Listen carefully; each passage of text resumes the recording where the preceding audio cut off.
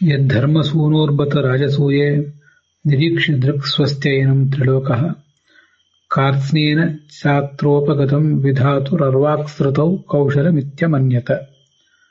ಭಾಗವತದ 3ನೇ ಸ್ಕಂದದ 2ನೇ ಅಧ್ಯಾಯದ 13ನೇ ಶ್ಲೋಕ ಇದು. ವಿದುರ ಮತ್ತು ಉದ್ಧವರ ಸಂವಾದ ನಡೆದಿದೆ. ಕೃಷ್ಣನ ಮಹಿಮೆಯನ್ನ ಹೇಳುವಂತ ವಿದುರ ಕೇಳಿದಾಗ ಉದ್ಧವ ಹೇಳತೊಡಗಿದ್ದಾನೆ. ಧರ್ಮರಾಜನ ರಾಜಸೂಯ ಯಾಗ ಮಂಟಪದಲ್ಲಿ ಕೃಷ್ಣನನ್ನ ಜನ ನೋಡಿದರು.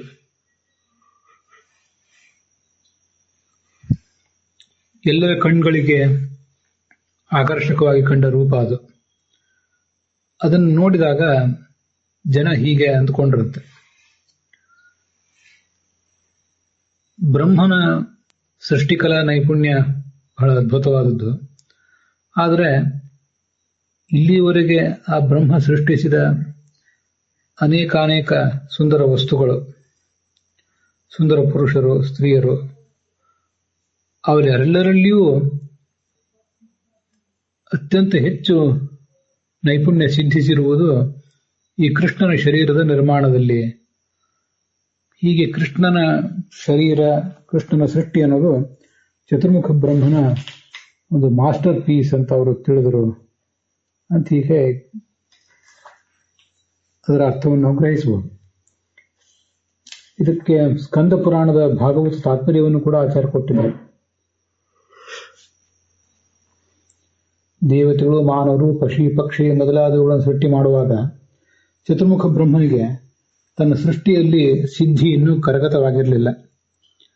ಆದ್ದರಿಂದ ಆ ಯಾವ ಸೃಷ್ಟಿಯೂ ಕೂಡ ಅಂಥ ಪರಿಪೂರ್ಣವಾದ ಸೃಷ್ಟಿ ಆಗಲಿಲ್ಲ. ಕೃಷ್ಣನ ಶರೀರವನ್ನು ನಿರ್ಮಾಣ ಮಾಡುವ ಹೊತ್ತಿಗೆ ಆ ಚತುರ್ಮುಖ ಬ್ರಹ್ಮನ ಕೌಶಲ ತನ್ನ ಪರಾಕಾಷ್ಠೆಗೆ ಏರಿದೆ. ಆದ್ದರಿಂದ ಈ ಅದ್ಭುತವಾದ ಸೌಂದರ್ಯ, ಆ ಸೆಳೆತ ಅಲ್ಲಿದೆ ಅಂತ ಈ ಜನ ಅಂದುಕೊಂಡ್ರು. ಆದರೆ ವಸ್ತುಸ್ಥಿತಿ ಕೃಷ್ಣ ಆ ಬ್ರಹ್ಮನ ಸೃಷ್ಟಿಯೇ ಅಲ್ಲ, ಅನಾದಿನಿತ್ಯವಾದ ಅಪ್ರಾಕೃತವಾದ ಸ್ವರೂಪ ಉಂಟು, ಜ್ಞಾನಾನಂದಮಯವಾದದ್ದು. ಇದಕ್ಕೆ ಶ್ರೀಧರರ ವ್ಯಾಖ್ಯಾನದಲ್ಲಿ ಹೀಗಿದೆ: 3 ಲೋಕದಲ್ಲಿರುವ ಪ್ರತಿಯೊಬ್ಬರೂ ಹೀಗೆ ತಿಳಿದ್ರಂತೆ. ಅರ್ವಾಕ್ಸೃತಿ ಅಂತಿದೆ ಅಲ್ಲಿ. ಅರ್ವಾಕ್ಸೃತಿ ಅಂದ್ರೆ ತೀರ ಇತ್ತೀಚಿನ ಲೇಟೆಸ್ಟ್ ಸಂಸಾರದ ನಿರ್ಮಾಣ ಅಂತ ಒಂದು ವಸ್ತುವಿನ ನಿರ್ಮಾಣ, ಅಥವಾ ಮನುಷ್ಯನ ಶರೀರದ ನಿರ್ಮಾಣ. ಅದಕ್ಕೆ ಸಂಬಂಧಪಟ್ಟಂತೆ ಏನೊಂದು ಕೌಶಲ ಅಥವಾ ನೈಪುಣ್ಯ ಇದೆ, ಅದೆಲ್ಲ ಈಗ ಕ್ಷೀಣ ಆಗಿ ಹೋಗಿದೆ. ಕೃಷ್ಣನನ್ನು ಸೃಷ್ಟಿ ಮಾಡಿದ ಮೇಲೆ ಅವನ ಕೌಶಲವೆಲ್ಲ ಕ್ಷೀಣ ಆಗಿ ಹೋಗಿದೆ. ನಾತಃ ಪರಂ ತಸ್ಯ ಕೌಶಲಮಸ್ತಿ. ಇನ್ನು ಮುಂದೆ ಆ ಚತುರ್ಮುಖ ಬ್ರಹ್ಮನಿಗೆ ಇದನ್ನೆಲ್ಲವನ್ನು ಸೃಷ್ಟಿ ಮಾಡುವಂತಹ ಕೌಶಲವೇ ಇಲ್ಲ ಅಂತ ಭಾವಿಸಿದ್ರಂತೆ. ಆದರೆ ಶ್ರೀಧರರಲ್ಲಿ ಬರೀತಾರೆ, ಈ ಭಗವಂತನ ಮೂರ್ತಿ ಅನ್ನೋದು ಚತುರ್ಮುಖ ಬ್ರಹ್ಮ ಸೃಷ್ಟಿ ಮಾಡಿದ್ದಲ್ಲ, ಆದರೆ ಲೋಕದ ಜನ ಹೀಗೆ ತಿಳಿದರು ಅಂತ ಅವರು ವಸ್ತುಸ್ಥಿತಿಯನ್ನು ಅಲ್ಲಿ ಬರೆದಿದ್ದಾರೆ. ವೀರರಾಘವರ ವ್ಯಾಖ್ಯಾನದಲ್ಲೂ ಹಾಗೇ ಇದೆ. ಅರ್ವಾಕ್ಸೃತಿ ಅಂದ್ರೆ ಅರ್ವಾಚೀನ ಮನುಷ್ಯ ಸೃಷ್ಟವು. ಅರ್ವಾಚೀನ ಅಂದ್ರೆ ಇತ್ತೀಚಿಂದು. ಅದರಲ್ಲೇನೊಂದು ಒಂದು ನೈಪುಣ್ಯ, ಕೌಶಲವಿದೆ, ಅದು ಕೃಷ್ಣನ ಶರೀರದಲ್ಲಿ ಬಂದಿಳಿದಿದೆ.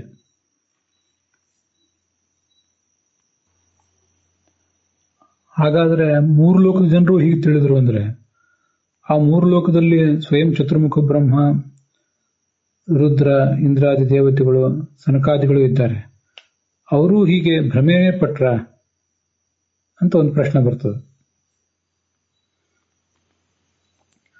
ತ್ರಿಲೋಕ ಅಂದ್ರೆ 3 ಲೋಕದಲ್ಲಿರುವ ಜ್ಞಾನಿಗಳು ಹಾಗೆ ಭ್ರಮಿಸಿದ್ರು ಅಂತ ಅರ್ಥ ಅಲ್ಲ, ಅಜ್ಞಾನಿಗಳು ಹಾಗೆ ಭ್ರಮಿಸಿದ್ರು. ತ್ರಿಗುಣ ಜನ, ಸತ್ವರಸ್ತಮ ಗುಣಗಳಿಂದ ತೀವ್ರವಾಗಿ ಬಾಧಿತರಾದ ಜನ ಹಾಗೆ ತಿಳಿದರು.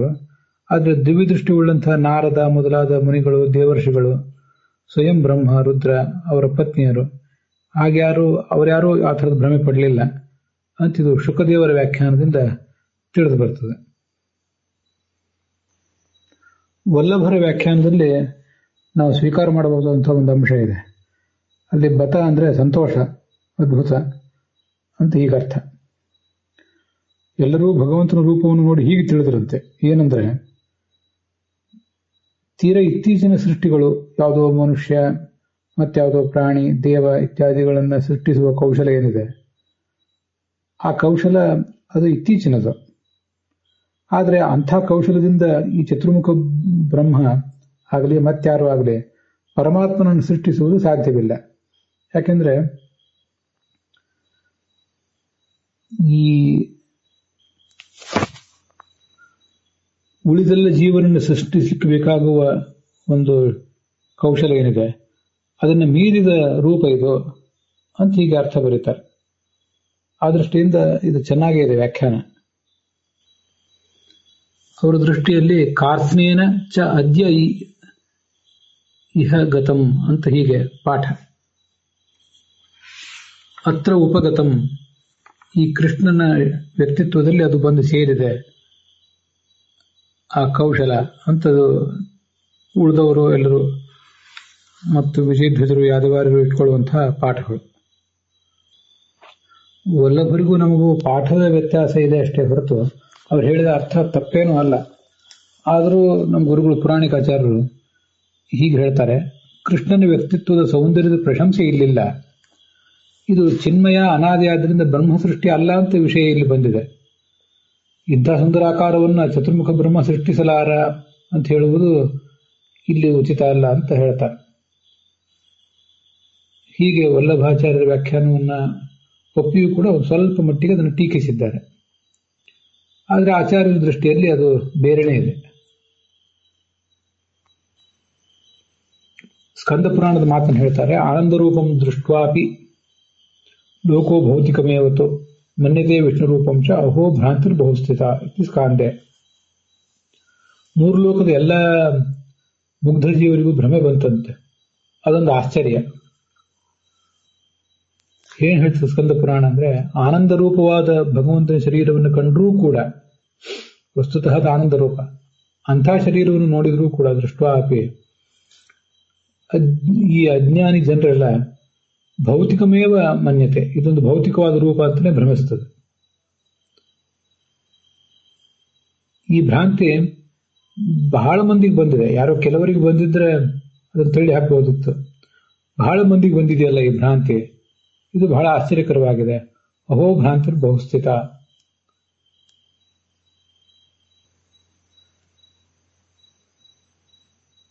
ಬತ ಎಂಬಲ್ಲಿ ಬತ ಅಂದ್ರೆ ಆಶ್ಚರ್ಯ ಅಂತ ಅರ್ಥ. ಭಗವಂತನ ಈ ಸೌಂದರ್ಯಕ್ಕೆ ಸಾಟಿಯೇ ಇಲ್ಲ. ಯಾಕೆಂದ್ರೆ ಕೆಲವರು ಇದನ್ನು ಅಪ್ರಾಕೃತ ಅಂತಾರೆ, ಕೆಲವರು ಪ್ರಾಕೃತ ಅಂತಾರೆ. ಅದೇನೇ ಇಲ್ಲಿ ಬ್ರಹ್ಮನ ಸೃಷ್ಟಿ ಇದು ಅಂತ ಯಾರು ಭ್ರಾಂತಿ ಪಟ್ಟಿದ್ದಾರೆ ಅಜ್ಞಾನಿಗಳು, ಅವರು ಕೂಡ ಇದೊಂದು ಮಾಸ್ಟರ್ ಪೀಸ್ ಅಂತಾನೆ ಹೇಳೇ ಹೇಳ್ತಾರೆ. ಬ್ರಹ್ಮನ ಸೃಷ್ಟಿ ನೈಪುಣ್ಯ ಎಲ್ಲ ಇಲ್ಲಿ ಇಳಿದು ಬಂದಿದೆ. ಇದಕ್ಕಿಂತ ಹೆಚ್ಚು ಸುಂದರವಾದ ಸೊಬಗುಳ್ಳ ಶರೀರವನ್ನು ಸ್ವಯಂ ಚತುರ್ಮುಖ ಬ್ರಹ್ಮನೂ ಸೃಷ್ಟಿಸಲಿಕ್ಕೆ ಸಮರ್ಥ ಅಲ್ಲ ಅಂತ ಅವರು ಪ್ರಶಂಸೆ ಮಾಡ್ತಾರೆ. ಆದರೆ ಈ ಪ್ರಶಂಸೆ ಭ್ರಮ ಮೂಲಕ ಅಷ್ಟೇ. ಯಾಕೆಂದ್ರೆ ಇದು ಭೌತಿಕವಾದ ದೇಹವೇ ಅಲ್ಲ. ಮೂರು ಲೋಕದ ಎಲ್ಲ ಅಜ್ಞಾನಿ ಜನರಿಗೂ ಹೀಗೆ ಭ್ರಮೆ ಬಂದದ್ದು ಆಶ್ಚರ್ಯಕರ ಅಂತ ಆ ಬತ ಅನ್ನೋ ಶಬ್ದ ಹೇಳ್ತದೆ. ಈ ಶ್ಲೋಕದ ಸಾರಾಂಶವನ್ನು ಇವತ್ತು ನೋಡಿದ್ದೀವಿ. ಇನ್ನು ಮುಂದೆ ವಿಜಯಧ್ವಜರು ಯಾದವಾರರು ಮಾಡುವ ಶ್ಲೋಕದ ಶಬ್ದಾರ್ಥಗಳು, ಹಾಗೆ ಇದಕ್ಕೆ ಅನಂತ ತೀರ್ಥರು ಮಾಡುವ ವ್ಯಾಖ್ಯಾನ, ಗೋವಿಂದಾಚಾರ್ಯರು ತೋರಿಸಿರುವಂಥ ವಿಮರ್ಶೆ, ಅದನ್ನು ನಾವಿನ್ನೂ ನೋಡಬೇಕಾಗಿದೆ. ಅದನ್ನು ನಾಳೆ ದಿವಸ ನೋಡೋಣ. ಅಲ್ಲಿಗೆ ಈ ಭಾಗ ಸಮಾಪ್ತ ಆಗಿದೆ.